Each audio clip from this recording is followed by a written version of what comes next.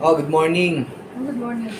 May 2. Ang tawag dito, kanina. Update, ano to sa regarding sa mga nahuhuli ng MMDA at magre-renew kayo ng lisensya. So, nangyari sa akin ganito. Nahuli ko last year, February of 2023 sa Makapagal. Overspeeding, 72 kilometers per hour. Eh, alam nyo naman dyan, 60 lang.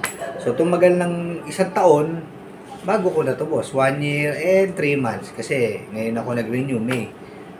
Ang fine niya is 1,000 pesos. Ang maganda doon, wala naman siyang excess na, wala siyang interest, ganon. So, 1,000 pa rin. Pero, nung pumunta ako sa MMDA, hindi na pala sa Orense.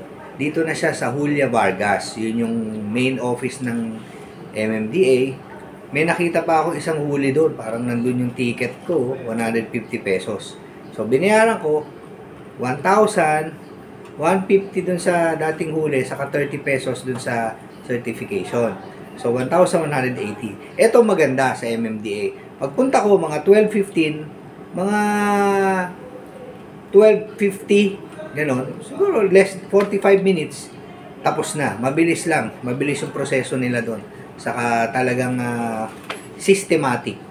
And then, pagkabayad ko, syempre, takbo naman ako ng LTO sa The Link dito sa Makati, medical,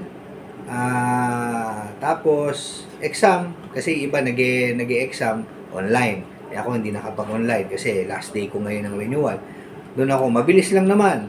Tapos, binayaran ko 585, and then, maganda sa The Link, nakuha ko na yung aking ID.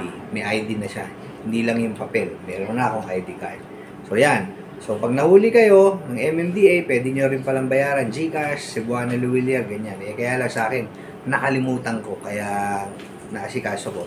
Anyway, pag nag-renew daw pala kayo na may huli, 5 years lang. Ako, buti na bayaran ko, may certification ako, so yung renewal ko, 10 years. Alright?